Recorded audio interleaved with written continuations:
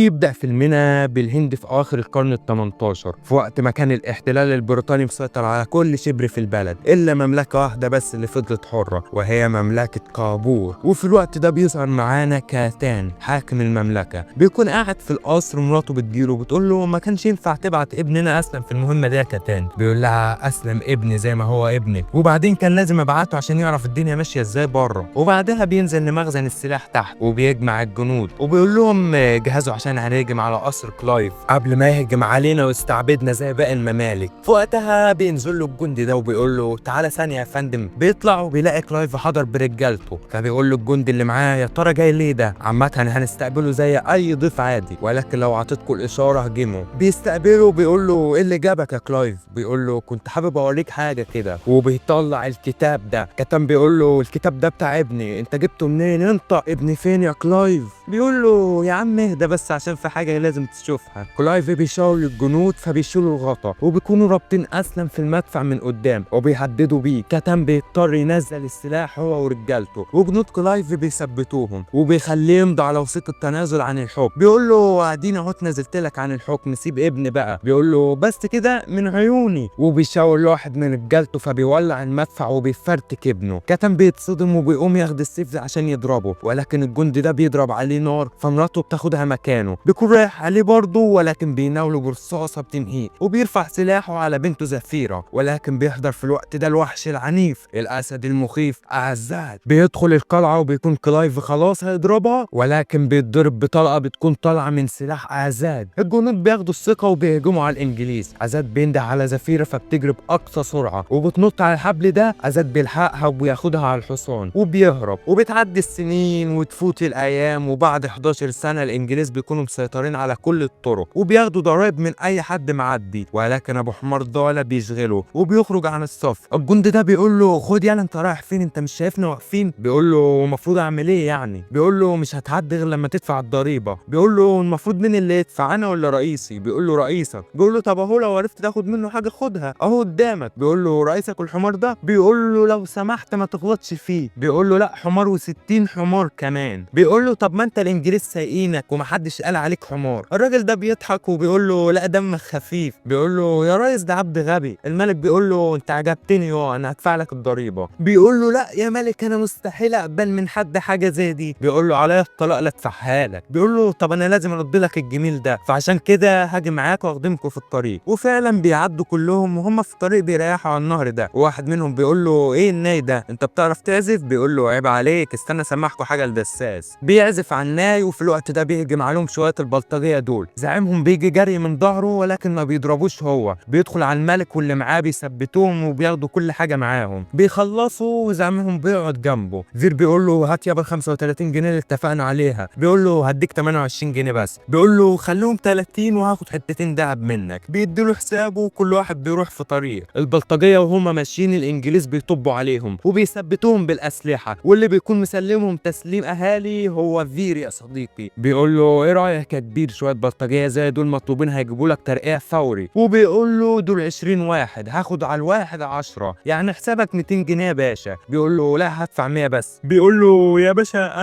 انا سامع عايزه جدتي دلوقتي وجاي عشان اعمل لك المهمه دي، وفي الاخر تكسر بخاطره وتديني 100 بس. وبيعمل نفسه بيعيط. بيقول له يا عم خلاص خد فلوسك وما تدوشنيش. بيقول له تسلم يا باشا، وبيركب الحمار وبيمشي. في الوقت ده بنشوف سفينه تبع الانجليز بتنقل بضاعه. الشخص ده بيجي لهم وبيقول لهم عايز انقل البضاعه دي يا ريس. بيقول له وريني ايه ده كده. بيشيل الغطا وبيكون تمثال. بيقول له ايه يا اسطى الجمدان ده؟ وفي وقتها الدنيا بتمطر عليهم. المطر بينزل على التمثال ولكن ده ما بيكونش تمثال، بيكون ازاد ورجالته يا صديقي. زفيره بتطلع القوس بتاعها وبتربط السهم في الحبل وبتجيبه في عمود السفينه. ازاد بيعدوا والرجاله بتعدي وراه، وبينزل طحن في الجنود. وزفيره شغاله الله ينور محدش قادر عليها. بيخلصوا عليهم كلهم وبالمدافع بيدمروا المينا وبيرفعوا علامهم على السفينه وبياخدوها وبيمشوا. القائد بيروح لكلايف وبيحكي له كل اللي حصل، وبيقول له الراجل ده مش اول مره يعملها. بيقول له ولا اخر مره، وعشان نوقعه لازم نحاول نستدرجه. بيقول له سيب الطلعه ده عليا انا يا زعيم، انا هجيب له شخص هيعرف يوقعه. بيقول له مين؟ بيقول له فير. وفعلا كيفن بيروح يجيبه من قفاه. فير بيقول له ليه يا باشا اللبش اللي انتوا عملتوه ده؟ بس انت كنت طلبتني وكنت هجيلك على طول. بيقول له ها بقى عايزني اوقع لك مين؟ بيقول له ازاد. فير بيتصدم وبيقول بيقول له يا باشا انا راجل على قد حالي، اخر اوقع شويه بلطجيه ولا قطاع طرق، انما ازاد ده جيش بحاله، اعملها ازاي دي بس؟ بيقول له هديك اللي انت عايزه. بيقول له طب بص يا معلم، انت هتسفرني انجلترا وهاخد 10,000 جنيه وبيت على البحر. بيقول له خلصانه هديك اللي انت عايزه. بيقول له طب بص انا عايز واحد صاحبي معايا في الطلعه دي. بيقول له ماله خده معاك. بيقول له ما هو مش موجود بره. بيقول له امال فين؟ بيقول له في السجن يا باشا. بيقول له بسيطه، وفعلا بيبعتوا على السجن والمساجين بمجرد ما بيشوفوه بيتحولوا عليه يا صديقي وبيكونوا عايزين ياكلوه. بيروح زنزانه صاحبه وبيقول له وحشتني يا سام. بيقول له فير صديق عمري وحشتني قوي يا صاحبي، فاكر اخر مره اتقابلنا فيها ايه اللي حصل؟ كنت مسلمني وساجني عشان الفلوس يا ابن الهرمه. بيقول له يا اخويا كان غصب عني، ما انت عارف يعني لما بشوف الفلوس عينيا بتزغلل، وانا جاي لك النهارده عشان نفتح صفحه جديده انا وانت، وجايب لك مهمه هتنقلك نقله تانية يا ابن المحظوظه. بيقول له ايه المهمه؟ بيقول له هنوقع ازاد ورجالته. بيقول له يا اسطى انت عبيط، ازاد مين ده بس اللي نقدر عليه؟ بيقول له يا عم فكر فيها بس، دي ضربه العمر وهنعدي ياض يا سام. وفعلا سام بيوافق وبيقول له على الحرام لو غدرت بيا انا لا اقطع وشك. بيقول له يا عم عيب عليك ما تخافش. وفعلا بيبداوا مهمتهم وبيكونوا راكبين سفينه تبع الانجليز وبيكونوا مستخبين في براميل الويسكي. فير بيخرج وبيفتح البرميل اللي فيه سام، بيلاقيه شربه كله. بيقول له ايه ده يا اسطى انت شربت البرميل كله؟ بيقول له اهو قلت اي حاجه تسلينا عقبال ما اوصل. بيقول له طب يلا طيب عشان ندور على زياد. بيقول له زياد؟ زياد مين؟ يقول له لا وحياة امك مش ناقصه غباء، فوق معايا كده. بيسمعوا صوت جاي من ورا الستاره دي، بيفتحوها فبيلاقوا اسرى هنود. الطفل ده بيكون عطشان فبيديله ميه. في الوقت ده في جندي من الانجليز بيقفشهم وبيخرجهم بره. بيقول للكابتن وربنا يا ريس انا تبعكم، قول للقائد بتاعك بس فيرو هو هيعرفني. بيقول له اتحرك يلا. بيتحركوا لقدام وبيكونوا خلاص هيوقعوهم في الميه، ولكن في وقتها بتحضر السفينه دي مدفع واحد بتوقع العمود ده عليهم، رجلهم بتتشعلق في الحبل. بتكون السفينه خلاص هتخبط فيهم ولكن بيلحقوا نفسهم وبيطلعوا لفوق. بتكون السفينه دي بتاعت مين يا صديقي؟ بتكون بتاعت ازاد ورجالته. بينزلوا ضرب بالمدافع على الانجليز، بيخلصوا على نصهم وبيعدوا لهم الناحيه الثانيه عشان يكملوا عليهم. فير بيضرب في الانجليز معاهم وازاد بياخد باله منه، بيكملوا ضرب فيهم بيخلصوا عليهم، ولكن بيكون في شخص متبقي فبيضرب طلقه على زفيره فبيروح فير ياخدها مكانها وبيفقد الوعي. بيصحى بيلاقي نفسه في مكان غريب. سام بيجيله بيقول له الحمد لله على السلامه يا اسطى، كويس انك لسه عايش. بيقول له احنا فين؟ بيقول له احنا حاليا في المقر بتاع ازاد وانت بقالك 4 ايام فاقد الوعي، فانا بقى اضطريت اهبط كتير واحكي لهم عن بطولاتك وانجازاتك اللي مش موجوده اصلا، بس كان لازم اعمل كده عشان يسيبونا عايشين. بعدها بيطلعوا بره الخيمه بيلاقوا الرجاله ملمومين. سام بيقول للشخص ده في ايه؟ بيقول له قبضوا على جاسوس كان مزروع وسطنا. ازاد بيقول كل اولادي ماتوا وانت السبب في موتهم، وطبعا انت عارف جزاء الخاين. وبيطلع السيف وبيطير له رقبته. بيشاور لفير. فير بيقول له انا؟ بيقول له ايوه تعالى. بيقول له تسلم يا ابني عشان انقذت زفيره، انت اسمك ايه؟ بيقول له خدامك فير يا باشا. بيقول له طيب يا فير خد الفلوس دي وحسنين هيطلعكوا عشان ترجعوا بيتكم. فير بيجري ياخد السيف ده فبينصدموا، ولكن بيروح يقول له اتنا احسن يا باشا بدل ما ارجع للعبوديه بتاعه الانجليز دي تاني، كده كده الانجليز كانوا هيرموني من على السفينه اصلا فمش هتفرق. ازاد بيكون هيعملها ولكن بيوقف السيف وبيمدله ايده وبيقول له من النهارده اعتبر نفسك واحد مننا، وبيسيبه وبيمشي. تاني يوم بيكون فير بيدور على زفيره وهوب بيتشعلق من رجليه. بتكون هي اللي نصبه له كمين يا صديقي. بيقول لها ليه بس المعامله دي عسل، هو ده رد الجميل برضه. بيفك نفسه وبيروح لازاد وبيقول له هات البتاع دي اساعدك. بيقول له لا تسلم، هو انا ليه كل ما ابص في عينيك بحس انك بتدور على حاجه معينه؟ بيتصدم وازاد بيقول له تقريبا بتدور على الحريه، باين عليك قوي، ويمكن نكون احنا سبب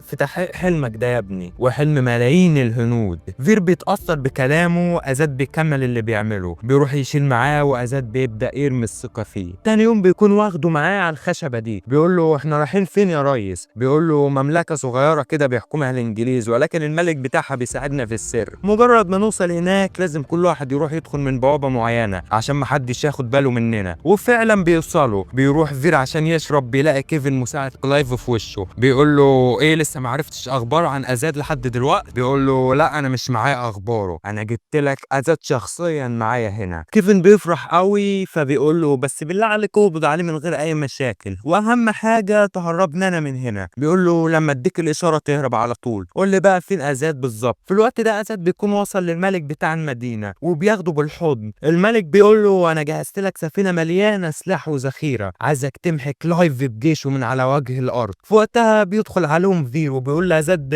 مصيبه يا ريس، الانجليز عرفوا اننا موجودين هنا وجايين علينا. ازاد بيتحرك، صاحبه بيقول له خليك هنا انت يا اخويا وانا هتعامل معاهم. بيقفل عليهم البيبان وبيدخلوا على الجنود، ولكن بيحضر دعم كبير للانجليز وبيسيطروا عليهم. ازاد بيقول له انا ما كنتش متخيل ان ده كله هيحصل. بيقول له ولا انا. بيقول له بعتني بكام يا فير؟ كنت حاسس انك مش سالك يو. بيرمي له سيف من اللي معاه وبيقتلوا بعض، بيضربوا عليهم بالمدافع من بره، فبيطيروا وبينزلوا على الخشبه دي، بيفضلوا يضربوا في بعض والمكان بيبدا يولع، والحبل اللي ماسك الخشبه اللي واقفين عليها بيتقطع، وازاد بيتزحلق وبيمسك في الخشبه. بيروح فير يتشعلق في الحبل ده وبيكون ازاد خلاص هينزل لتحت، ولكن فير بيمسكه من ايده وبينقذه على اخر لحظه. بينزلوا وبيقول له اعتبر الانقاذ ده قصاد اللي انا عملته ونفتح صفحه جديده مع بعض. في الوقت ده الانجليز بيضربوا عليهم بالمدافع. ازاد بيقول له احنا لازم ندمر لهم السفينه دي. بيقول له اسمع يا فير، انا هسيب لك زفيره امانه في رقبتك يا ابني، وبيديله القلاده دي. بيقول له انت برضو بتثق فيا تاني؟ بيقول له للاسف دي خصله فيا ما اقدرش اغيرها. وبيروح يركب المركب دي وبيضرب السلسله بطلقه بتتفك، وبيكون خلاص الجنود داخلين عليهم، ولكن الباب بيتكسر عليهم وبيطلع منه ازاد ابن الحريفه بالمركب وبيتجه على سفينه الانجليز. وفي الوقت ده الجنود بيكونوا خلاص هيقتلوا زفيره، ولكن بيظهر الولد السندال فير، بيحضر بالحصان وبيخش فيهم بيعميهم، بيشرح فيهم وبيجري على زفيره ياخدها على الحصان وبيهربوا من المكان. بتبص على ايد فير فبتلاقي القلاده بتاع ازاد، فبتعرف ان هو سلمه حمايتها. وفي الوقت ده ازاد بيدخل في السفينه بتاعه الانجليز بالمركب بتاعته فبيدمرها، وازاد بيموت يا صديقي. بيرجعوا المخبأ بتاعهم تاني وبيكونوا كلهم في منتهى الحزن. زفيره بتقول لهم من النهارده ورايح مش هنسيب كلايف في حاله، لازم ناخد حق ازاد من الكلاب دول اللي غدروا بيه. مين معايا؟ كلنا معاك يا ريس. على بالليل فير بيروح قصر كلايف، بيلاقي كيفن في وشه، بيقول له سيد الناس عارف انك بتدور عليا عشان توفي بوعدك معايا. كلايف بيقول له ما تقلقش يا فير، هتاخد اللي انت عايزه. بيقول له طب استنى يا سيد الناس، انا جايب لكم اخبار لوز اللوز. بيقول له طيب قول. بيقول له اقول حاف كده، لازم نقعد ناكل لقمه وبعدها اتكلم. بيدخلوا جوه وبيعملوا له اللي هو عايزه، بيخلص اكله وبيقول لهم بصوا بقى ازاد ما ماتش. بيتصدموا. كيفن بيقول له يابا انت هتحور، انا شايفه بعينيه وهو بيموت. بيقول له هو فعلا مات ولكن لسه عايش. كلايف بيقول له ازاي يعني الكلام ده؟ بيقول له ازاد ده مش شخص يا ريس، ازاد ده فكره. اي نعم الراجل الكبير ده مات، ولكن قبل ما يموت كان عامل جيش كبير، واكيد واحد غيره هيمسك الحكم مكانه، واللي كان بيعمله ازاد مش هيبطل، ده كمان هيولعوها اكتر. بيقول له طب وفين جيش ازاد؟ بيقول له ما هو الكلام مش ببلاش يا ريس. بص انا سمعت ان في 200 فدان جنب النهر الغرب تبعكم، وسمعت اشاعات بتقول ان اللي بيبقى معاه 50,000 جنيه في البنك الناس بتضرب له تعظيم سلام. كيفن بيقول له مش ملاحظ انك زودتها حبتين؟ كلايف بيقول له سيبه اتفقنا يا فير. فير بيقول له هو ده الكلام يا زميل، وبيسلموا خريطه المكان. وهم ماشيين سام بيقول له يا اسطى انت حيرتني، انت في صف الانجليز ولا في صف الهنود؟ بيقول له يا عم مش مهم، المهم ان احنا عايشين. تاني يوم كيفن بياخد قوه من الجيش وبيروح على العنوان اللي اديهوله فير. بيبص بالمنظار بيلاقي فير بيعزف على الناي، فبيعرف ان هو ده المكان. بيقول لهم جهزوا عشان ولاد الهرمه دول موجودين هنا، وفعلا بيكونوا موجودين ولكن فوق جنب فير. فير بيدي لهم الاشاره، بيرمي عليهم الحجاره وبيغرق لهم السفينه. تحت بيدي الاشاره لسام بيفجر بيهم المكان، بيخلصوا على نصهم وبينزلوا لهم تحت وبيبدعوا فيهم. فير اللي بيطولوا بيناولهوله، بيشرح فيهم واحد ورا التاني، وبيكون في ظهره زفيره الخطيره. بيخلص على اللي في ايده وبيدخل على كيفن، بيضربوا في بعض شويه وفير بيكسر عظمه وبياخد منه السيف. كيفن بيقول له يا خاين بتخوننا احنا يا ماشي يا كلب. بيقول له بطل هري يا عشان ما وكلكش السيف ده، وبص يا رجوله انا مش هقتلك، انا هسيبك تروح لرئيسك كلايف وقول له ان الهنود مش عبيد عند حد، ولو ما لمش نفسه هو وكلابه ومشي بالذوق هنروح له لحد عنده ونمشيه بالعافيه. مشوها رجاله، بينزلوه بيسيبوه يمشي. سام بيقول له ايه يا اسطى، بص دي لو كانت لعبه انت بتلعبها على الناس دي فانا مش معاك يا اخويا، بعد اللي حصل النهارده فانا مش هسيبهم، الناس دي الحق، الناس دي الحريه، انا مش عارف اشكرك ازاي يا صاحبي، انا كنت جبان ولكن دلوقتي فقت والفضل يرجع لك يا صاحبي. وبياخده بالحضن. بعدها كيفن بيوصل لكلايف وبيحكي له كل اللي حصل، وبيقول له انا اسف يا زعيم. بيقول له ما تتاسفش، الغلطه مش غلطتك، دي غلطه فير اللي هندمه عليها. بيقول له وهنعرف مكانه منين؟ بيقول له سيبها عليا. وبيروح على السجن وبيخرج مين؟ بور اللي فير سجنه. وبيقول له ايه يا بور مش عايز تاخد طارك من صاحبك فير؟ فبيفرح قوي. تاني يوم زفيره بتروح لفير وبتديله السيف ده وبتقول له ده سيف ازاد، خليه معاك انت اكتر واحد تستحقه. بتسرح في عينيه وهو بيسرح في عينيها، بتخلص وبتسيب بتسيبه وبتمشي. على بالليل بيتسحب زي الحراميه وبيسيب فلوس لسام صاحبه، بيروح لزفيره وبيسيب جنبها السيف ازاد وبياخد بعضه وبيمشي. بيخرج بره وبيكون خلاص ماشي، فبيشوف سفن الانجليز داخله عليهم، بيرجع جري وبيقول لهم اتهجم علينا يا رجاله. وفي وقتها الانجليز بيضربوا فيهم، بيدمروا بيوتهم بالكامل، والباقي منهم بيهربوا على المراكب البديله. فير بياخدهم على القريه اللي كان عايش فيها وبياخدهم على بيت الرقاصه بتاعته. بياخد الرقاصه على جنب، بتقول له مين اللي انت جايبهم دول؟ بيقول لها دول غلابه ومتورطين توريطه كبيره. زفيره بتقول لها احنا رجاله ازاد، والانجليز حاطين مكافاه لاي حد هيدلهم على مكاننا، ولو فضلنا عندك احتمال كبير قوي تتاخدي في الرجلين. فير بيقول لها مش بالظبط كده. بتقول له اخرس انت، وبتقول لها تسلم على صراحتك يا زفيره، بس انا اقدر اساعدكوا ازاي؟ بتقول لها كلايف عامل حفله كبيره، وطبعا الحفله مش هتكمل من غيرك، بما انك رقاصه قد الدنيا فكلايف مش هيستغنى عنك في الحفله دي. كل اللي احنا عايزينه منك انك تدخلنا فرقه الرقص بتاعتك، والباقي علينا احنا بقى. وفعلا الحفله بتبدا، وكلايف بيقول لهم سكوت، مش عايز اسمع صوت. قبل ما نبدا اي حاجه عامل لكم مفاجاه كده. فير ورجالته بيكونوا موجودين وسامعين كلام كلايف اللي بيقوله. بيكمل وبيقول لهم النهارده انا معايا شخص كراع بالكل، رحبوا معايا باكبر بلطجي فيك يا هند، وهو ازاد. بيشيلوا من عليه البطانيه دي، وزفيره وفير وكل الموجودين بيفرحوا لان زعيمهم لسه عايش. واللي حصل يا صاحبي، ازاد لما المركب انفجرت نط في المايه وفقد الوعي ما ماتش. بيخلص كلامه ازاد بيقول له ما تفكرش انك بموتي هتبقى خلصت مني، لا ما تقلقش، حتى لو مت هيظهر غير 1000 ازاد وهيجيبوا حقي. بيقول له لا ما تقلقش انت، انا هقتلهم لك كلهم بنفس الطريقه اللي هقتلك بيها كمان شويه. الحفله بتبدا وبيخلصوا رقص. فير بيدي السلاح لزفيره، فبتروح وهي نطه والتانيه بتكون في وشه ورافعه عليه السلاح. كلايف بيتصدم، زفيره بتشد الزنات ولكن السلاح بيكون فاضي. وهوب فير بيقول لها انتوا ما بتحرموش برضه سكتوا فيا تاني، كانت عايزه تخلص عليك يا اسطى، ولكن انا كان ليا راي تاني. ما يعرفوش ان انا من بره هندي ومن جوه انجليزي. الكل بيكونوا في منتهى الصدمه. بيرفع لها السلاح وبيقول كل رجاله ازاد يخرجوا بدل ما افجر دماغها، وفعلا بيقبضوا عليهم كلهم. فير بيقول لكلايف اهو يا زعيم ازاد ورجالته تحت ايدك، والمفاجاه بقى يا زعيم ان البت زفيره دي تبقى بنت الملك كاتان. بيقول له يا سلام، الحبايب كلهم في مكان واحد. بيقول له اي خدمه. بيقول له عاش عليك يا وحش. على بالليل اهل المنطقه كلهم بصوت واحد مش هنسلم، مش هنبيع، مش هنخلي زفيره تضيع. كيفن بيقول له الشعب قلب الدنيا على زفيره. بيقول له على الفجر هنشنقها في الزنزانه، وفعلا بيجهزوا لها الحب. وفير ابن الهرمه بيدخل بالكعك كده على حراس السجن وبيقول لهم خدوا كلوا بالهنا والشفا على قلوبكم يا حبايبي. بيخش على سام وبيقول له انا عارف انك نفسك في واحده بس مش هديك. وبيروح على زنزانه ازاد وبيقول له العجوز اللي بحبه بص جايب لك ايه يا عم، انت بتبص لي كده ليه؟ انت هتاكلني بعينيك. طب خد يا ابني انت وهو وزعه على زمايلكم. ها بقى كنا بنقول ايه؟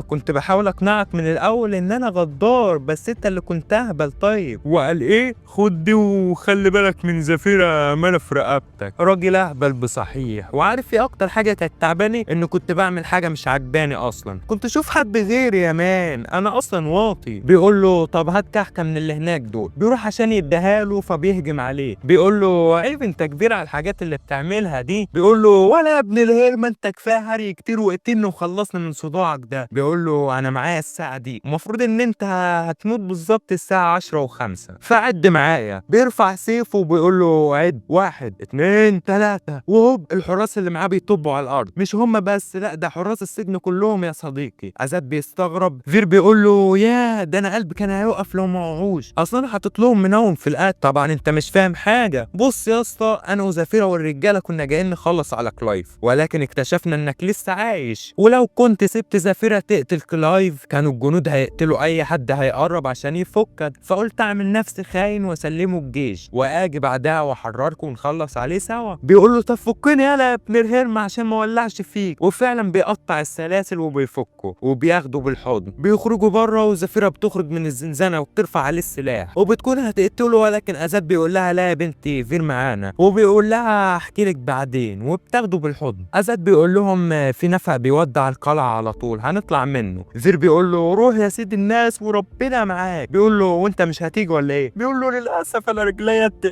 اتلوحت مش هقدر اتحرك معاكم. بيقول له قدامي يلا، وفعلا بيروح معاهم وبيخرجوا باقي الرجاله. كلايف بيكون قاعد في قصره وهوب الرجاله بيهجموا على القصر. الجنود بيدخلوا عليهم. تدخلوا على مين؟ ده انتوا هتشوفوا الويل. كلهم يا صديقي بيكونوا مجانين، وانا قصدي على الثلاثي الخطير. بيعملوا منهم خيار وجرجير، ولا حد سادد معاهم ولاد الكدابين بيبدعوا فيهم. كلايف بيبدا يقلق فبيقول لي كيفن روح جهز لي سفينتي يلا. كيفن بيقول له امرك يا ريس. عزت بيقول لي فير اطلع شوف لابن الحلوه ده فين. بيقول له خلصانه. فير بيطلع فوق وعزت بيكدب تحت. يا رجاله كفايه كدب بقى، انت راجل قد جد جد جد جد، يعني المفروض تكون موت. ايه اللي مقعدك لحد دلوقتي؟ المهم فير وهو طالع بيلاقي كيفن في وشه. بيقول له سيدي الناس الحق ازاد ورجالته هجموا على القصر. بيقول له يا اخي غف حوارات بقى، بس خلاص انت كده ماشي مع الحق يا فير، خليك مع الحق واوعى تسيب الطريق ده تاني. يلا روح وانجز قبل ما كلايف يهرب. وفعلا بيكون كلايف بيهرب في القفص ده، ولكن بيروح فير باقصى سرعه وبينط عليه. بيحاول كلايف يغزه بالسيف ولكن فير بيضربه منه. بيدخل له جوه وبيكسر عظمه وبيفضلوا يضربوا في بعض. القفص بيكون خلاص هيقع بيهم، وفعلا هما الاتنين بينزلوا على الارض متدشملين. فير ما بيقدرش يتحرك وكلايف بيقوم له بسيفه وبيكون خلاص هيقتله، ولكن بيتشد بحبل من ورا بيبعده. وبيكون اللي عمل كده ازاد. بيبص على زفيرة وبيفتكر لما كان هيقتلها وهي صغيرة بس هربت منه. بيطلع سلاحه عشان يقتلها، ولكن بحركة لولبية منها بتنط وبتجيب القوس وبتضربه بسهم، ولكن بيعدي من جنبه وبيجي في الصنم اللي وراه فبينزل عليه بينهي. واخيرا النار اللي في قلبها بتطفي. عزت بياخدها بالحضن وبيخرجوا بره للشعب وبيكونوا كلهم في منتهى السعادة. وهنا